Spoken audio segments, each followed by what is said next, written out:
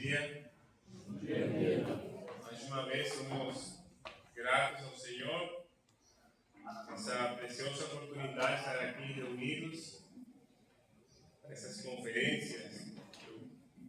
Eu conversava ontem com o irmão Romildo de Rio Verde. O irmão, o tempo vai muito rápido. E lembramos quando nós chegamos à Venezuela já faz 2 anos e ficamos admirados do rápido que vai o tempo. E é precioso gozar da comunhão com os irmãos em qualquer parte do mundo. Nós chegamos lá da Venezuela, temos irmãos aqui também, estar reunidos aqui e gozar desse privilégio de ser um só rebanho. Eu gostaria de, antes de começar a reunião, sugerir cantar o hino 580. Nosso irmão Alexandre também pediu na parte da manhã, hino 580. Posso cantar um hino, outro irmão pode também pedir outro hino. Um irmão pode apresentar em oração ao Senhor e o tempo fica à disposição de nosso irmão Pedinei. Já estão finalizando as conferências e com certeza podemos dizer até aqui o Senhor nos ajudou. Já só ficam 2 reuniões e vamos aproveitar o máximo da palavra do Senhor. Então vamos cantar o hino 580. Outro irmão pode também cantar e vamos pedir um irmão orar também pelo continuamento da reunião.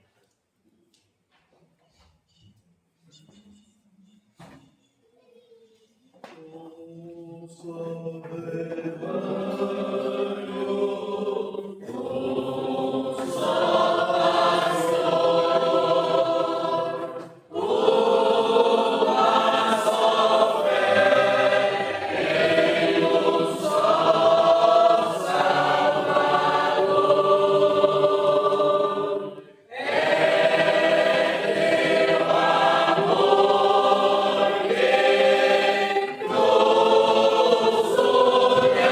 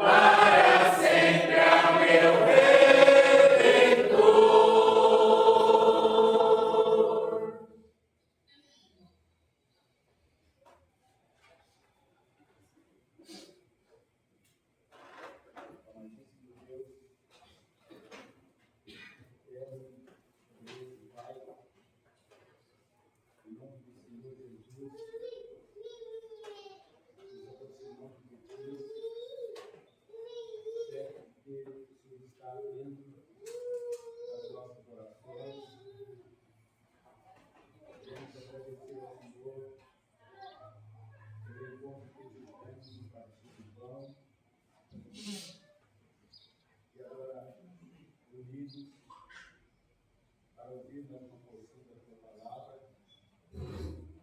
queremos dar graças ao Senhor, porque de fato é uma oportunidade rica que os teus filhos têm para reunirmos esse propósito de vir a tua palavra. E nós queremos, ó nosso Deus, pedir ao Senhor que esse tempo que vamos passar aqui, os minutos, possam ser bem aproveitados. Eu teu servo, o Senhor tem de antemão preparado, possa ter todas as condições para nos transmitir aquilo que o Senhor deseja que nós aprendemos. Queremos também nessa oportunidade apresentar ao Senhor algumas necessidades que foram mencionadas aqui. Lembramos de uma irmã que está um pouco distante de nós, a irmã Celia, lá daquela cidade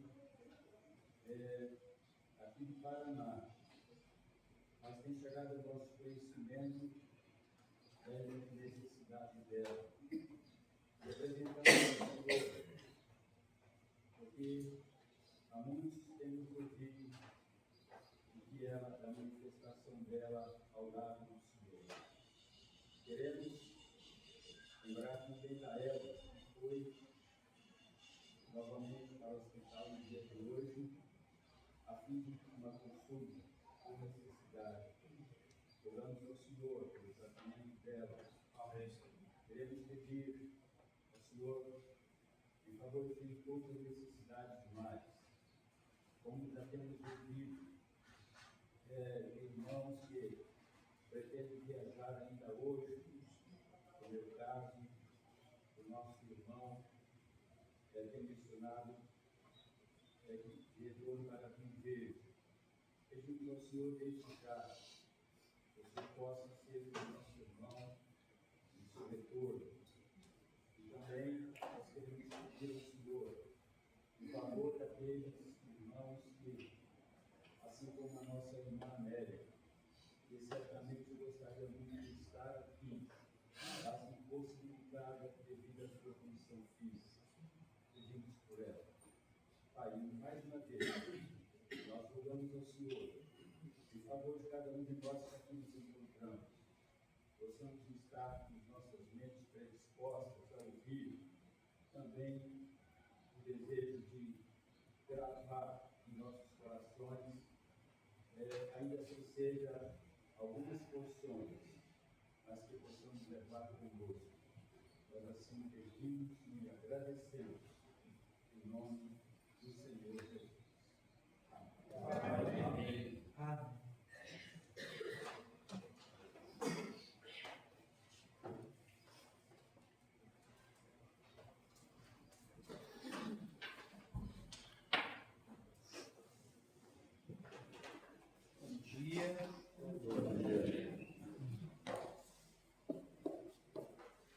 Os irmãos têm já comentado, nós vamos caminhando para o final, para as últimas reuniões. Tem sido uma alegria muito grande esses dias aqui, revendo muitos irmãos de muitas localidades, conhecendo outros também. Tem sido realmente uma satisfação experimentar e desfrutar desses dias na companhia de todos os nossos queridos irmãos. Então nós vamos mais uma vez abrir a palavra de Deus no livro dos Juízes, desta vez no capítulo 6.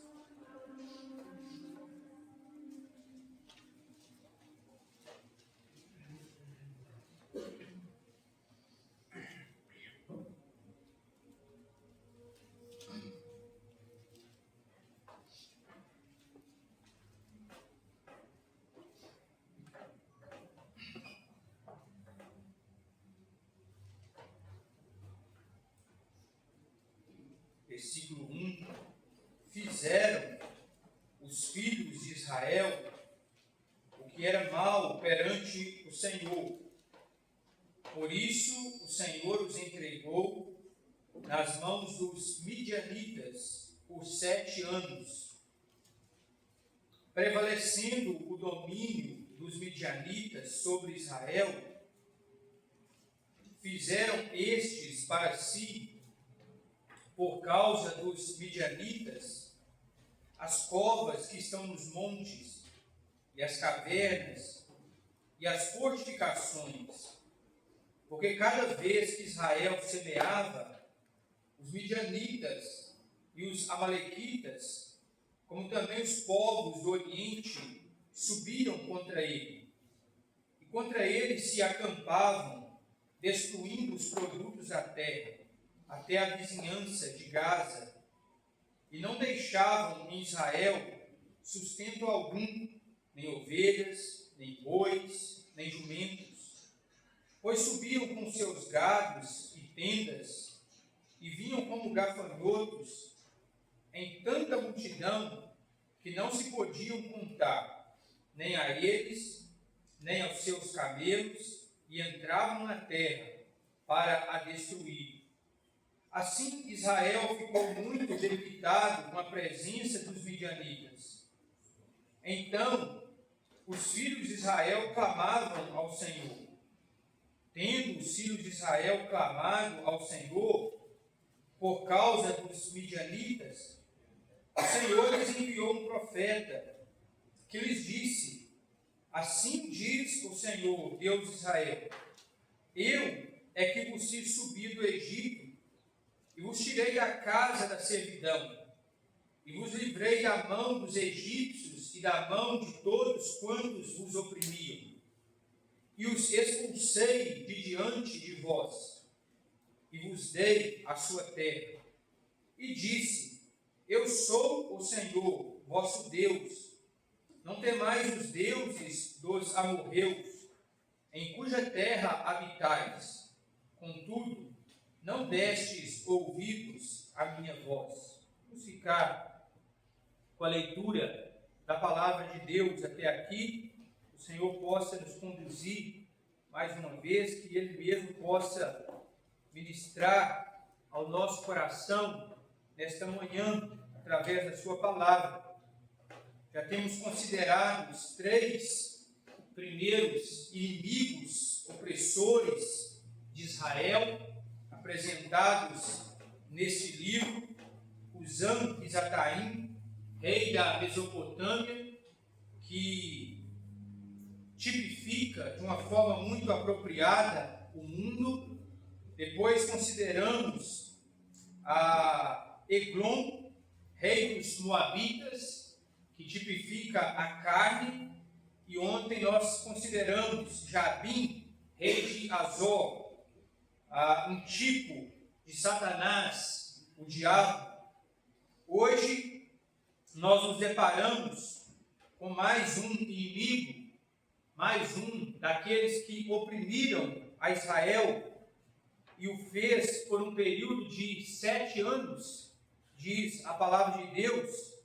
E novamente nós vemos aquilo que é enfatizado por muitas vezes neste livro: fizeram os filhos de Israel o que era mal perante o Senhor. É a tendência do coração humano, é a nossa inclinação natural, a teimosia, a rebeldia, a nos endurecermos, a nos opormos a Deus e a sua palavra.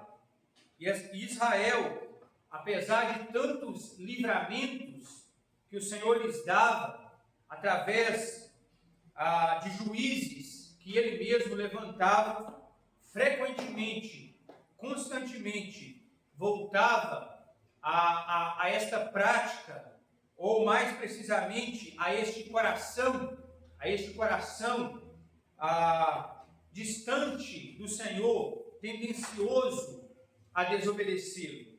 E o Senhor então os entregou nas mãos dos midianitas por 7 anos. A palavra Midian significa contenda. É o significado dessa palavra, contenda.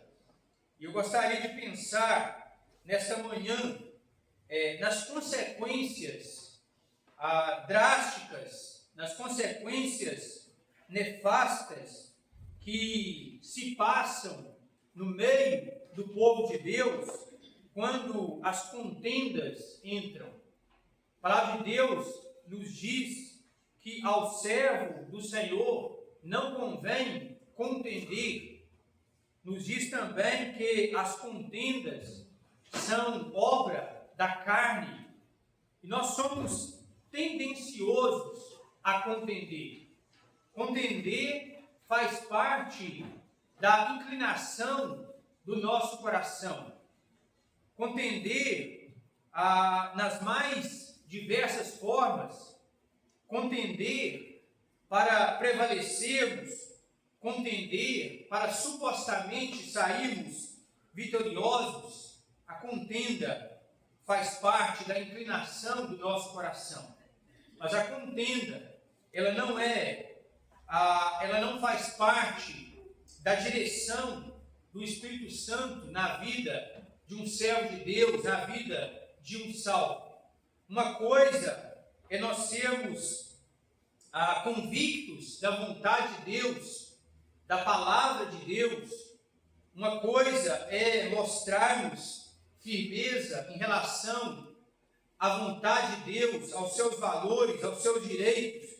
Outra coisa totalmente diferente é sermos contenciosos, é estarmos constantemente contendendo com irmãos, contendendo com os religiosos dessa época.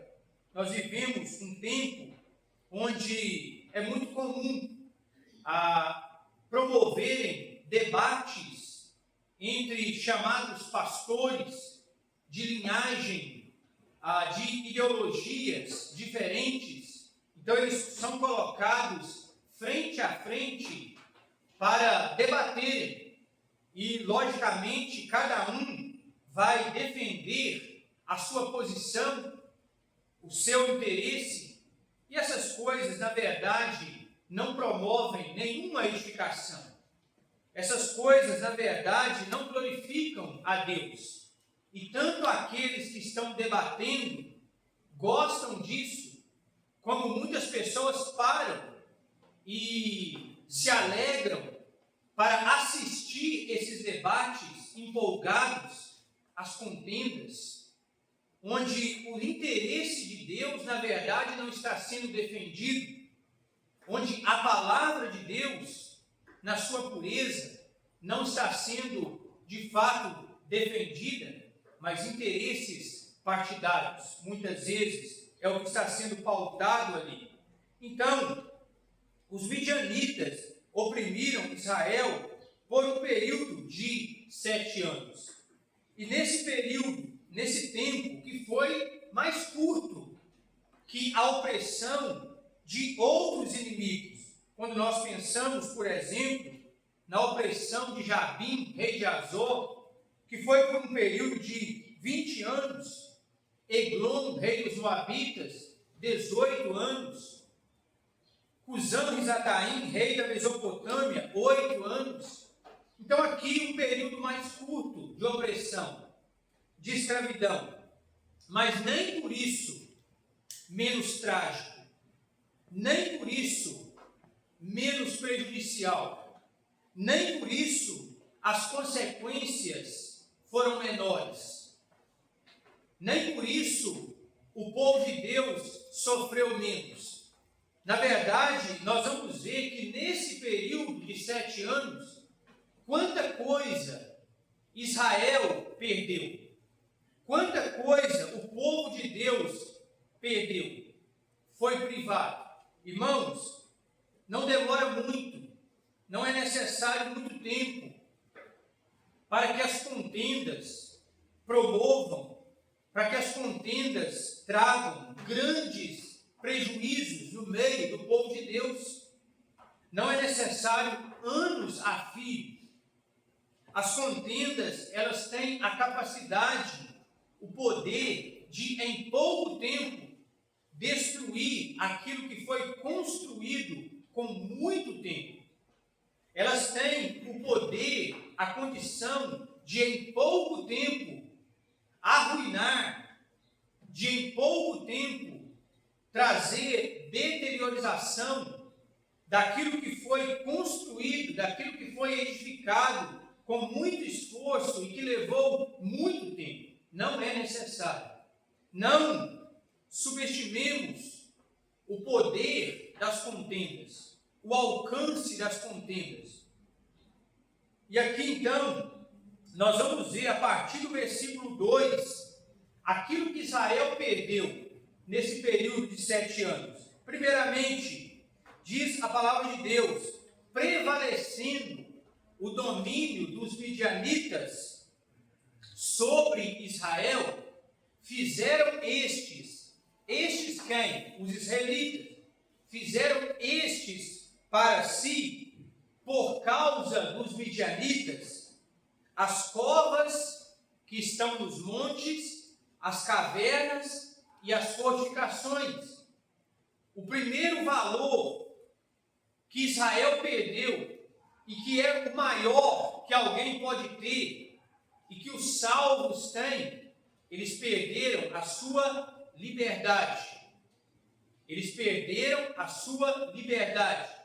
Fizeram estes para si, por causa dos midianitas, as covas que estão nos montes, as cavernas e as fortificações. Depois, nós lemos no versículo 3, porque cada vez que Israel semeava, os midianitas e os amalequitas, olha os amalequitas aqui de novo, olha a carne, mais uma vez, os amalequitas e os midianitas, como também os povos do Oriente subiam contra ele. Cada vez que Israel semeava, eles perderam o seu fruto. Eles perderam o fruto. Versículo 4.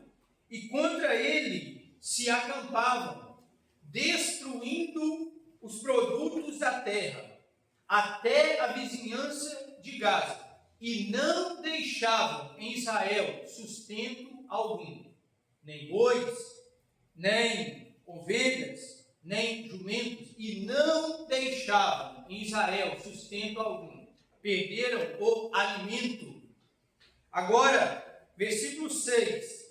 Assim, Israel ficou muito debilitado, por causa da presença dos midianitas. Assim, Israel ficou muito debilitado, perderam a força. Então, esses 4 valores, privilégios, bênçãos que Israel perdeu com a presença dos midianitas, com o domínio dos midianitas.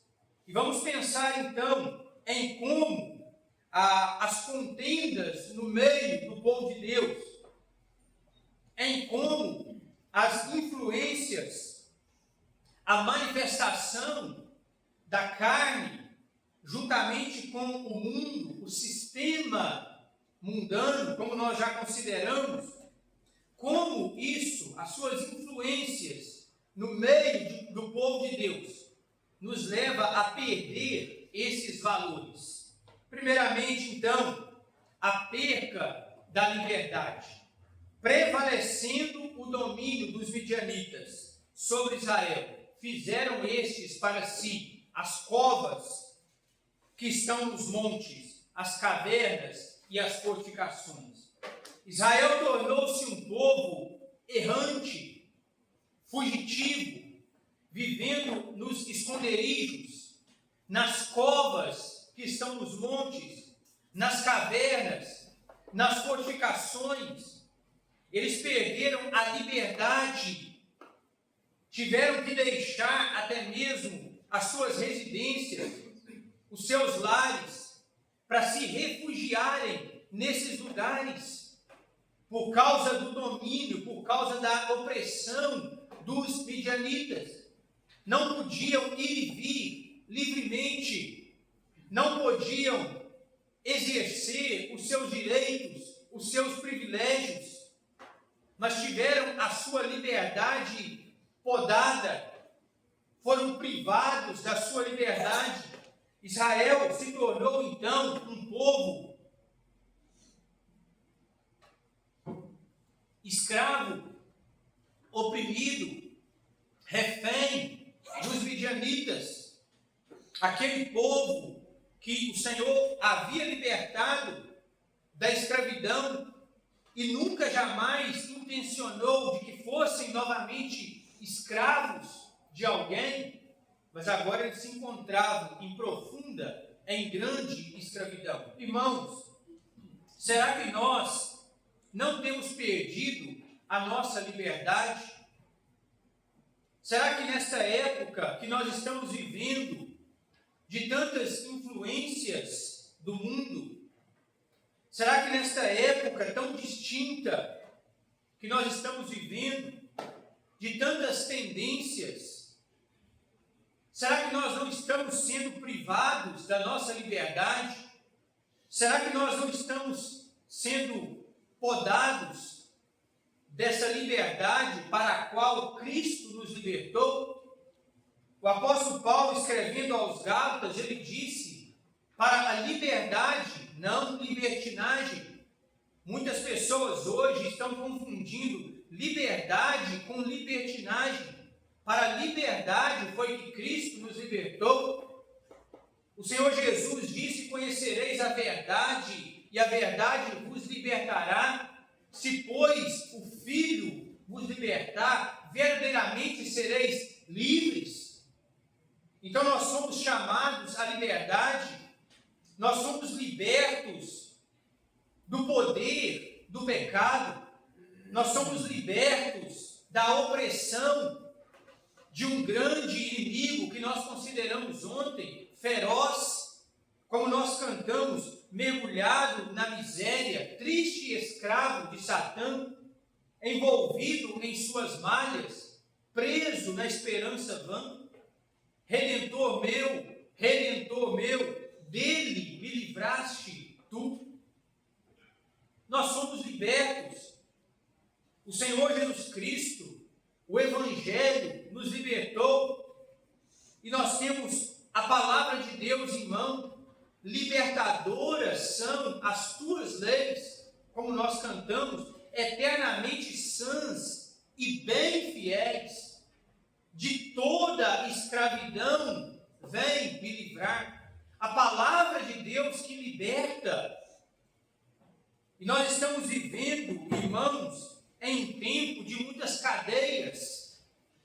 Nós estamos vivendo em um tempo de muitas cadeias, de muitos grilhões, de muitas prisões, de tantas coisas que têm aprisionado não apenas os homens não salvos, mas que têm aprisionado tantos de nós, os salvos, tantas cadeias, tantos grilhões, que têm aprisionado os salvos, que têm os privado da sua liberdade, que têm os privado de ir e vir, de sermos úteis às mãos de Deus, de servi-lo, de fazer a sua vontade, de sermos úteis à igreja de Deus, à obra do Evangelho, de sermos úteis uns aos outros. Que época de tantos grilhões, de tantas cadeias, tantas ideias prisioneiras, tantas ideologias que prendem os homens, tantos projetos, tantas tendências, uma tecnologia que tem aprisionado tantas e tantas pessoas, que tem ditado a forma como eu devo viver e como você deve viver. as redes sociais que se tornaram um meio pelo qual é ditado a maneira como as pessoas devem viver, como se as redes sociais fossem o prumo que vai ditar como você deve viver, como eu devo viver, e como se viver diferente daquilo que é pintado nas redes sociais fosse o anormal. Porque são cadeias que prendem os homens, são grilhões que prendem os homens, através dos grandes influenciadores que influenciam as pessoas. Quantas cadeias nessa época, uma época de grande materialismo, uma época de muita correria, de muita agitação, e tantas coisas que têm nos prendido, que têm nos privado da nossa liberdade, que têm nos consumido, que têm exaurido as nossas forças, o nosso vigor, as nossas capacidades, o nosso tempo do qual, aliás, nós não estamos vendo passar. E quantos de nós temos perdido os melhores anos da nossa vida? Quantos de nós temos perdido os anos mais promissores da nossa vida?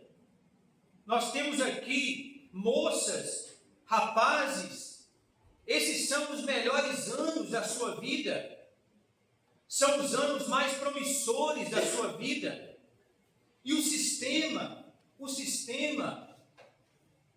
influencers, as mídias sociais, querem te fazer pensar que uma vida voltada para Deus, uma vida contra o sistema da direção oposta, é uma vida de escravidão, é uma vida de opressão. Querem te fazer pensar, te induzir que a vida pintada ali é uma verdadeira liberdade,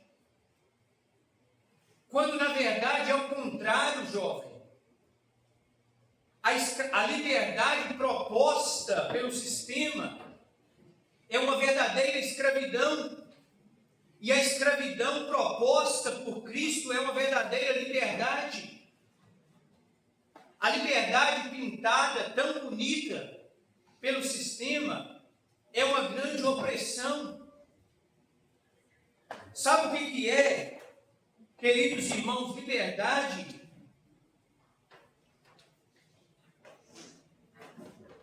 Liberdade não é você estar diante de determinadas situações onde você não se vê em condições para refutar, para rejeitar, para negar, para dizer não.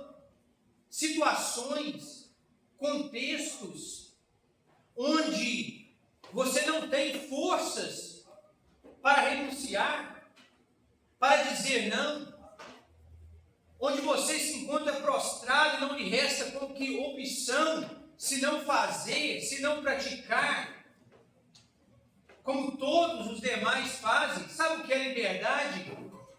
Liberdade é você dizer não, é você refutar, é você renunciar, em uma ocasião que, humanamente falando, você poderia dizer sim, em uma ocasião em que, do ponto de vista humano, você poderia acatar, você poderia abraçar, fazer, mas você diz não, você refuta, você renuncia. Isso é liberdade.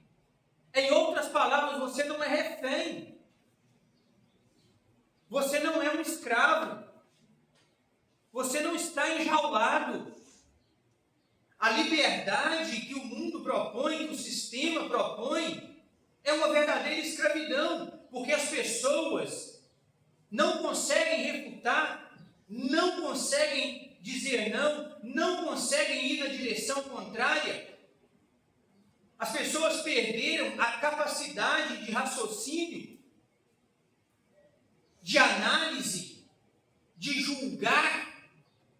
Elas simplesmente vão no embalo das outras. Isso é o sistema, isso é o curso do mundo.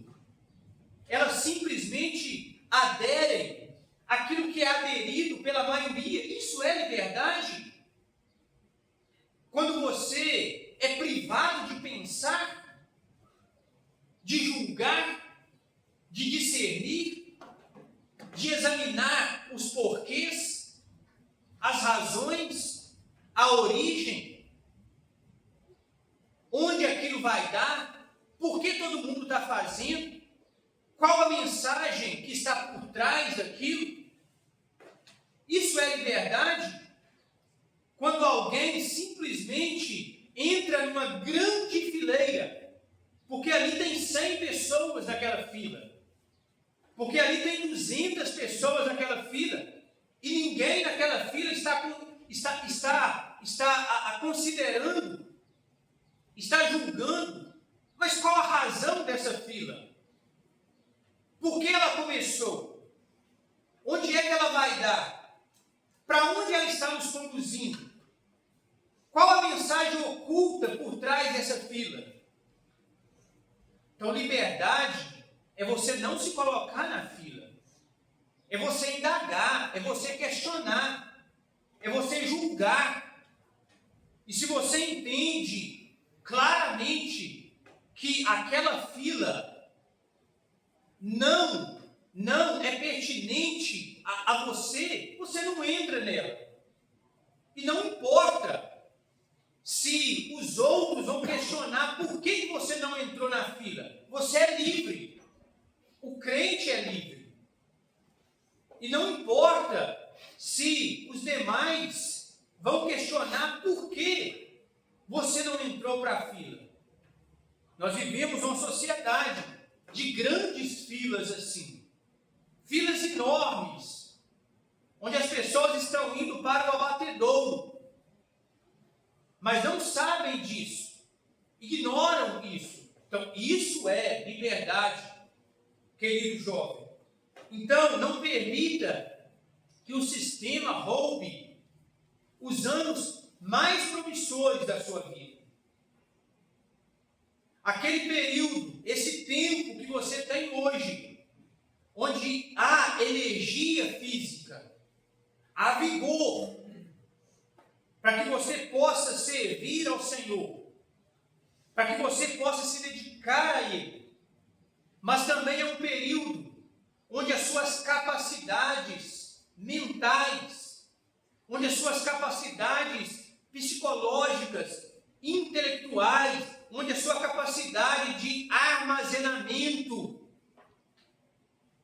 está em pleno poder. E você deve se valer, aproveitar desse período para encher a sua mente, para encher o seu intelecto da palavra de Deus, dos princípios, dos valores das Escrituras, porque esse tempo vai passar. Porque você não será jovem para sempre. Você não terá uma mente brilhante para sempre. Você não terá vigor para sempre. A juventude passa. Já passou para muitos irmãos aqui. Vai passar para você também. E o sistema, ele quer te sugar. Porque ele sabe que você é promissor. Ele sabe da sua capacidade intelectual de assimilar, de reter, de discernir. A sua capacidade de fazer. Ele sabe disso. As empresas sabem disso. E elas estão grandemente interessadas nisso. E você precisa realmente trabalhar. Você precisa realmente ter uma ocupação digna, mas, jovem, irmão, irmã, não faça disso a prioridade da sua vida. Não viva para ser sugado pelo sistema. Aproveite esses anos, alimente-se da palavra de Deus, mergulhe na palavra de Deus, retenha textos e mais textos das Escrituras no seu coração.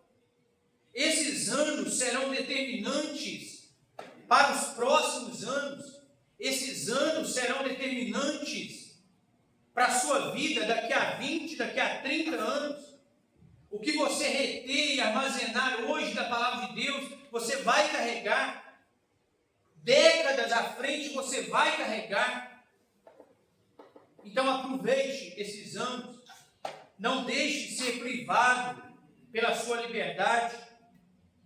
Que Deus possa nos ajudar, irmãos, para que nós não sejamos um povo que esteja nas covas dos montes, nas cavernas e nas fortificações, reféns, aprisionados, tímidos, retraídos, amedrontados, privados da nossa liberdade, mas que nós possamos desfrutar dessa liberdade realmente, desembaraçando-nos de todo o peso, aquilo que tem nos embaraçado na nossa carreira, na nossa trajetória, identificarmos o que é que está nos embaraçando, o que é que está nos aprisionando, nos impedindo de desfrutar dessa liberdade que nós fomos libertos, que Deus possa nos ajudar. Mas vemos também no versículo 3 que Israel perdeu o seu fruto. Israel perdeu o seu fruto, porque cada vez que Israel semeava, os midianitas e os amalequitas, como também os povos do Oriente, vinham contra ele. Perderam o seu fruto. É uma consequência, irmãos. É um resultado. Por que nós temos visto tão pouco fruto? Por que nós temos perdido o fruto? Porque talvez há tanta semeadura e pouca colheita. Não seria porque nós já perdemos a liberdade? Não seria porque o povo de Deus tem se tornado refém? Não seria porque muitas cadeias estão nos prendendo, muitos grilhões estão nos perdendo? Não seria porque o sistema, com as suas ideias, tem entrado, tem penetrado no meio do povo de Deus e tem minado daqui, minado dali, tem alcançado êxito aqui e êxito ali, algumas coisas aparentemente inofensivas, ingênuas, mas que têm um foco, um alvo maior, tendências, práticas, que deviam ficar somente lá fora, mas que têm entrado no nosso meio como povo de Deus. Será que não é por essa razão que nós temos perdido o fruto? Porque cada vez que Israel semeava, havia semeadura. Israel estava ali lançando a semente à terra, uma vez e outra vez, mas cada vez que isso acontecia, lá vinham os midianitas com os amalequitas, com os povos do Oriente e subiam contra Israel. Não havia fruto, não havia colheita, não havia ceifa. O fruto que nós tanto desejamos, irmãos, quando nós pensamos em fruto, Normalmente, em um primeiro momento, nós pensamos em acréscimo numérico, em pessoas sendo salvas, acrescentadas. Isso é um fruto. Mas nós lemos em Gálatas capítulo 5 do fruto do Espírito, as obras. Quando a palavra de Deus vai falar da carne, Amaleque, Moabe, ela diz as obras, no plural, as obras da carne. Quando a palavra de Deus vai falar daquilo que é do Espírito, ela vai dizer o fruto do Espírito, no singular. Quando a palavra de Deus vai falar daquilo que a nossa natureza produz, ela vai dizer obras, são obras. Quando a palavra de Deus vai dizer daquilo que o Espírito Santo produz, ela vai dizer fruto. As obras da carne, o fruto do Espírito. Nós temos ali um único fruto que é apresentado, mas que é visto sobre 9 aspectos distintos, que pode ser vistos em 9 faces diferentes, mas o fruto do Espírito é amor, alegria, paz, longanimidade, benignidade, bondade, mansidão, domínio próprio. Um único fruto, mas que carrega todas essas características, que carrega todas essas virtudes. Nós não temos aqui, será que nós não temos aqui uma apresentação do nosso amado Salvador? Nele, tudo isso aqui foi visto na sua perfeição, na sua totalidade. Qual virtude? Quais as virtudes sobressaíram na vida do nosso Salvador? Quais as virtudes foram mais destacadas, apresentadas na vida dele? Talvez alguém vai dizer o amor. Não. Tudo estava em perfeita harmonia. Tudo estava em perfeição na vida do nosso Salvador. Não havia uma virtude mais, uma virtude menos, uma virtude médio, mas tudo estava em perfeição nele. Amor, alegria, paz, longanimidade, benignidade, bondade, mansidão, domínio próprio, o fruto do Espírito. Esse fruto que Deus quer colher no meio do seu povo. Esse fruto que Deus quer colher na vida dos salvos. Que talvez nós estamos vendo tão pouco essas virtudes preciosas, essas características preciosas. O Senhor Jesus disse: nisto é glorificado meu Pai, em que deis muito fruto, em que deis muito fruto. Glorificamos o Pai, frutificando o fruto de uma vida semelhante ao Senhor Jesus Cristo, o fruto de uma vida que reproduz essas virtudes. Mas nós podemos pensar também no fruto de pessoas sendo alcançadas, pessoas sendo salvas, acrescentadas ao povo de Deus, com pouco fruto. Nós temos visto nesse sentido de salvação de almas, de homens e mulheres sendo salvos. Com pouco acréscimo nós temos visto. É verdade que não cabe a nós acrescentarmos, e nós nem podemos. É verdade que não cabe a nós salvar alguém, mas o Senhor nos incumbiu de anunciar o Evangelho, de pregar o Evangelho. Mas por que tão pouco fruto? Será que não é porque nós, os salvos, temos perdido a nossa liberdade?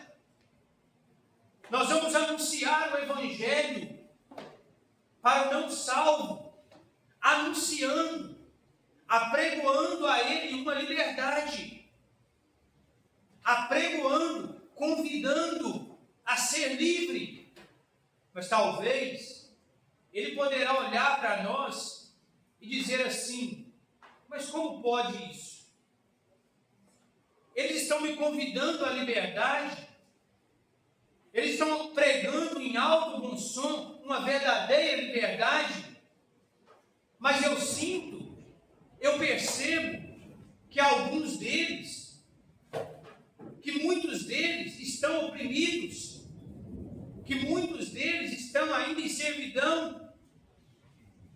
Essa liberdade do pecado, do mundo, essa liberdade das influências mundanas, eu percebo que alguns deles ainda estão oprimidos, estão debaixo dessa servidão, e talvez a nossa mensagem, ela não condiz com a nossa vida, talvez a nossa mensagem, ela não condiz de fato com aquilo que nós estamos vivendo, vivenciando. Israel perdeu o seu fruto. Versículo 4, Israel perdeu o seu alimento. Diz a palavra de Deus que contra Israel esses povos se acampavam, destruindo os produtos da terra, e não deixavam em Israel sustento algum, nem bois, nem ovelhas, nem jumentos. Os midianitas, juntamente com os amalequitas, os povos do Oriente, não deixavam em Israel sustento algum. Todo o alimento era levado. Bois, ovelhas, os produtos da terra, tudo. Não deixavam nada em Israel. Todo o sustento, todo o alimento era sugado, era roubado, era levado por aqueles povos. Israel se tornou um povo raquítico, se tornou um povo faminto, privados do seu alimento. Será, irmãos, que nós não temos perdido o nosso alimento? Será que nós não temos sido privados do verdadeiro alimento, do verdadeiro maná, o maná celestial, aquele alimento personificado, o Senhor Jesus Cristo, o pão, o nosso pão, o pão vivo que desceu do céu? Ele é esse alimento para os salvos. Mas a sua palavra,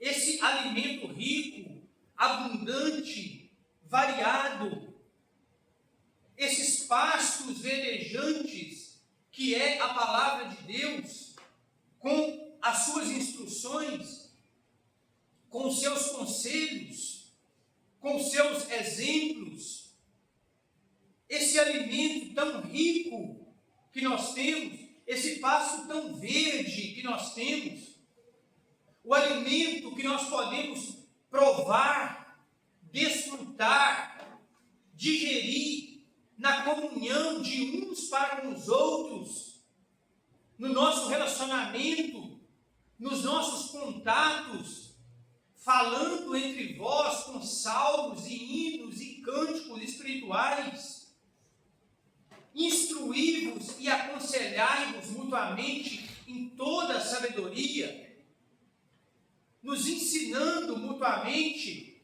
nos edificando mutuamente. Quantas igrejas de Deus estão perdendo o alimento, estão substituindo a palavra de Deus, esse alimento vivo, por entretenimento nas suas reuniões, peças, teatro, estão substituindo, estão dando lugar a tantas outras coisas que não alimenta de fato, que não fortalece realmente o povo de Deus. E a palavra de Deus vai se tornando secundária. A palavra de Deus, ela vai se tornando periférica, quando ela devia ser central na vida de uma igreja de Deus. Nós temos talvez perdido o alimento, esse alimento precioso que Deus ele nos dá, esse cuidado do bom pastor que nos leva junto às águas de descanso, aos pastos verdejantes. Os estudiosos dizem que as ovelhas são os animais que mais se identificam com o ser humano. E é por isso que a palavra de Deus apresenta a igreja como um rebanho, os salvos como ovelhas do bom pastor, porque realmente nós nos parecemos muito com as ovelhas, as tendências que as ovelhas têm, as suas inclinações. Pastores de ovelhas, homens que conhecem profundamente as ovelhas, eles podem testemunhar, depois de anos a fio, no cuidado com elas, das tendências, das inclinações das ovelhas. E um homem, um pastor de ovelhas experimentado, ele escreveu um livro falando sobre essas tendências, e ele podia dizer que lá no seu rebanho, entre as suas ovelhas, ele procurava sempre proporcionar pastos verdejantes para elas, proteção, segurança, alimento abundante. Mas do outro lado havia uma cerca limitando para um outro terreno do outro lado. E as ovelhas tinham a tendência, a inclinação de deixarem aqueles pastos verdejantes e irem em direção a outros pastos, a outras pastagens, que muitas vezes não se encontravam em condições como aquela, mas era uma tendência das ovelhas. Não é essa uma tendência nossa? Não é essa uma tendência do nosso coração?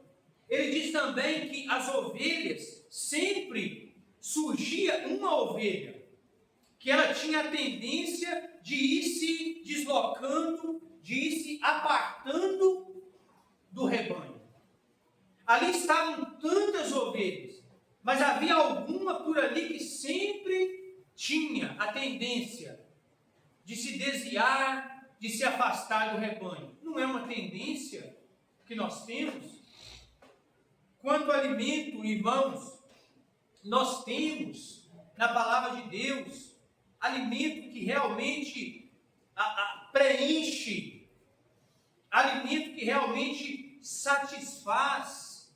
Como nós cantamos, jamais no mundo eu encontrei bom alimento igual ao teu. E as nossas almas famintas podem encontrar esse alimento na palavra de Deus. Israel perdeu o seu alimento. E agora nós lemos, assim Israel ficou muito debilitado com a presença dos midianitas. Logo, se alguém não se alimenta, como é que essa pessoa fica? Debilitado, fraco. Israel perdeu a sua força. Consequência de haver perdido o seu alimento, o seu sustento. Será que nós não temos também perdido a força, vigor, ânimo, realmente? Quanta fraqueza nós temos nos deparado, quanta fraqueza, muitas vezes, cada um de nós podemos testemunhar de períodos de fraqueza, de abatimento, de prostração. Não é aquela fraqueza, irmãos, da qual o apóstolo Paulo diz, porque quando eu estou fraco, é então que eu estou forte. Não é aquela fraqueza da qual ele diz também para os coríntios, que Deus usa as coisas fracas deste mundo. Não é a fraqueza nesse sentido de reconhecermos que nós somos fracos, que nós somos frágeis, debilitados, que nós não temos força. Isso é sadio. Todo crente deve todo dia reconhecer essa fraqueza, essa limitação, essa impotência. Mas não é essa fraqueza. Essa fraqueza, ela é uma bênção. Ela é bendita, porque essa fraqueza vai nos levar ao Senhor.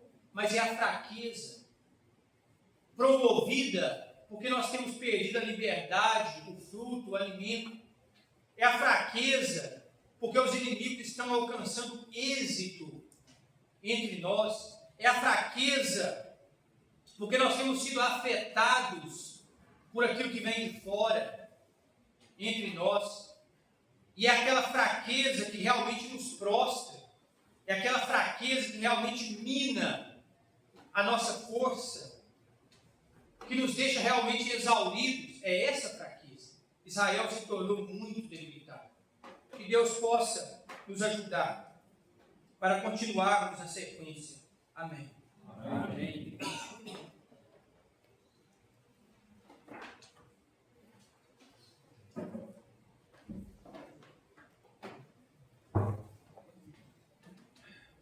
Agradecemos novamente, Senhor, esse tempo aqui, ouvindo a sua palavra, os irmãos que também continuam estando conosco para gozar dessa comunhão do Senhor. Gostaria de sugerir cantar o hino 322. Depois de cantar o hino, os irmãos podem orar ao Senhor pela continuidade das reuniões e vamos ter um tempo de uns 15 minutos para voltar na outra reunião. O hino 322 e depois os irmãos podem fazer oração.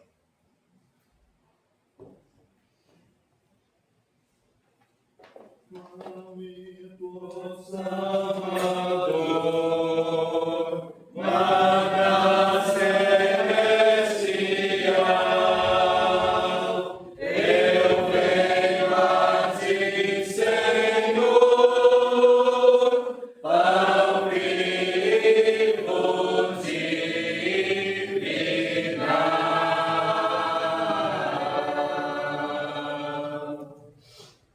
Sedento cantar.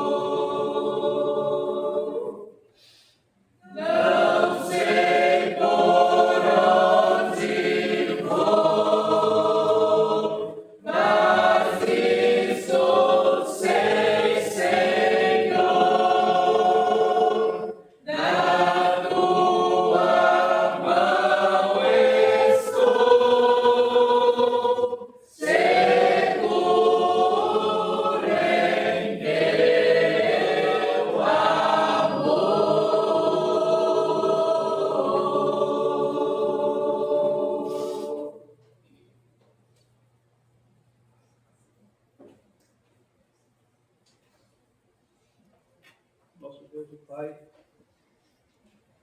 a Ti nós elevamos